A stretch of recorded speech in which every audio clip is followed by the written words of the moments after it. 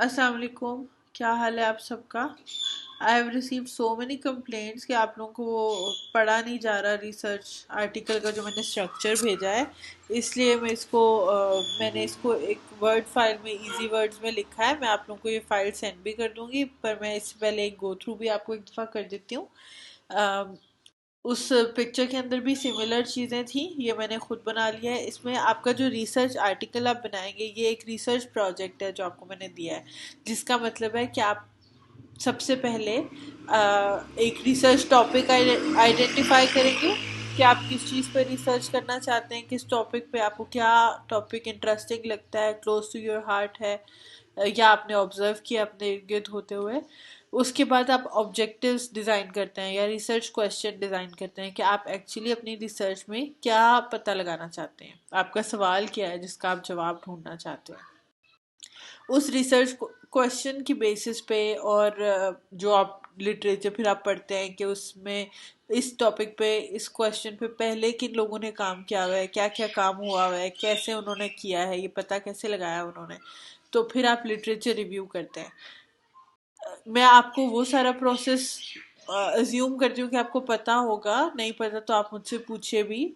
یہ جو میں نے آپ کو فارمیٹ بھیجا ہے، یہ ریسرچ آرٹیکل لکھنے کا ہے. یعنی جب آپ کی ریسرچ پوری ہو گئی تو آپ نے اس کی رپورٹ کیسے بنانی ہے، اس کو لکھنا کیسے اور مجھے کیسے جمع کروانا ہے، یہ اس کا فارمیٹ ہے. جس میں سب سے پہلے ایبسٹریکٹ ہوتا ہے، پر ہم سب سے پہلے ایبسٹریکٹ لکھتے نہیں ہیں، فارمیٹ میں سب سے پہلے ڈالتے ہیں.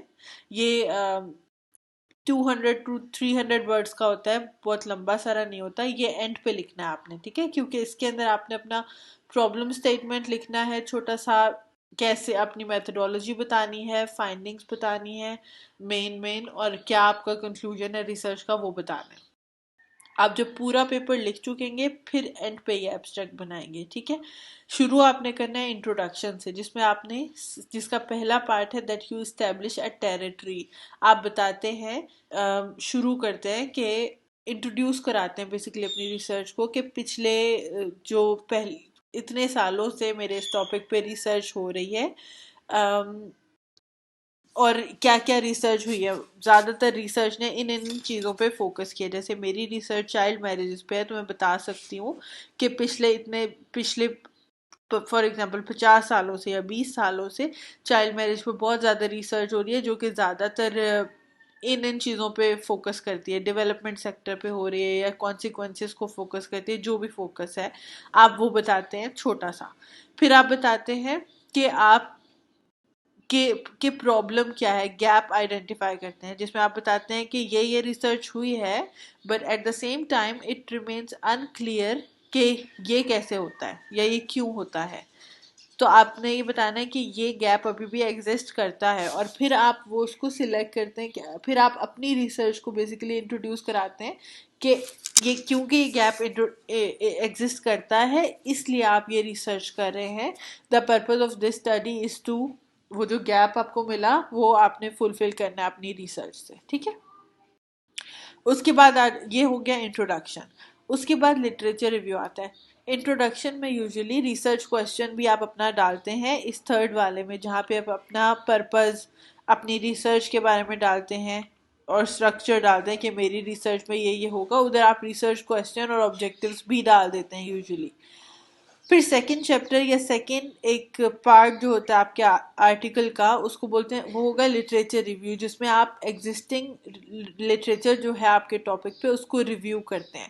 ریویو کا مطلب یہ نہیں ہے کہ آپ نے سمری لکھ دینی ہے. ریویو کا مطلب ہے کہ آپ بتاتے ہیں کہ ان آتھرز نے پہلے یہ کام کیا ہے، اور کیسے یہ آپ کی ریسرچ میں پہ ایفیکٹ کرتا ہے ان کا کام یا نہیں کرتا، ٹھیک ہے. وہ سارا آپ نے لکھنا ہوتا ہے، اور اس کے اندر آپ ریفرنسز ڈالتے ہیں، ان ٹیکسٹ ریفرنسز ڈالتے ہیں، کیونکہ وہ آپ لٹریچر کو سائٹ کر رہے ہوتے ہیں. کہ فار ایگزامپل آج سے 3 سال پہلے اگر ناشیہ اعجاز نے کوئی ریسرچ کی تھی تو آپ لکھیں گے کہ اعجاز ان 2017 نہیں یہ بات کی ہے. اور پھر اینڈ پہ جو ریفرنسز کا یہ سیکشن ہے الگ سے، اس کے اندر آپ پورا ریفرنس ڈال دیں گے جس میں پیپر کا نام، آرٹیکل کا نام، سب کچھ، اور جرنل کا نام، ایئر، میرا فل نیم، سب کچھ ہوگا.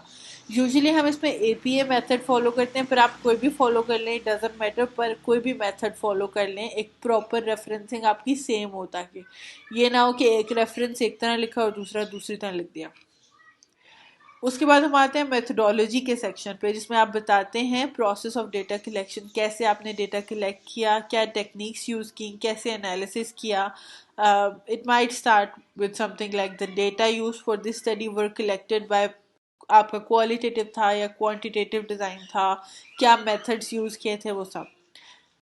اس کے بعد ریزلٹس والا سیکشن آتا ہے، جس میں آپ اپنی ایگزیکٹ فائنڈنگس بتاتے ہیں کہ 10 میں سے 4 لوگوں نے کہا کہ چائلڈ میرجز بری چیز ہے، فار ایگزامپل.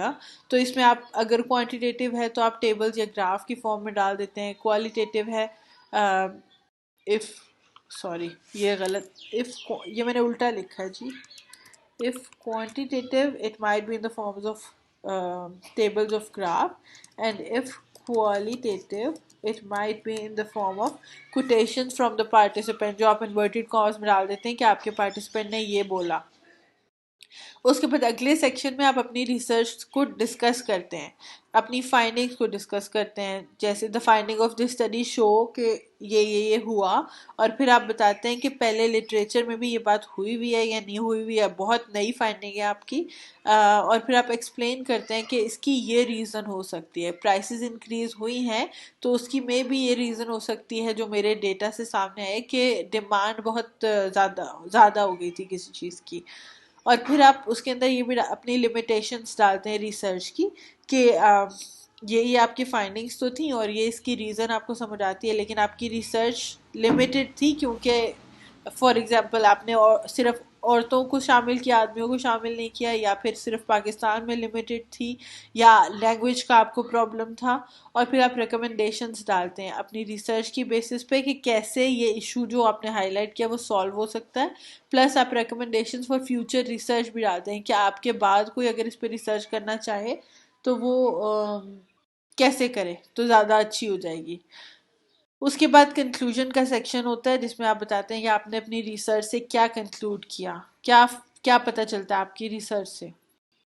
اور پھر ایکنالجمنٹس آتے ہیں کہ آپ کی ریسرچ میں کس کس لوگوں نے ہیلپ کیا، کیسے آپ کی ریسرچ اتنی اچھی ہو گئی، کن لوگوں کی مدد سے اچھی ہو گئی. اور اینڈ پہ آپ ریفرنسز ڈالتے ہیں. If you have any further questions تو پھر آپ مجھ سے پوچھ لیں. میں یہ آؤٹ لائن دوبارہ اپلوڈ بھی کر دیتی ہوں آپ کے گوگل کلاس روم میں. Thank you.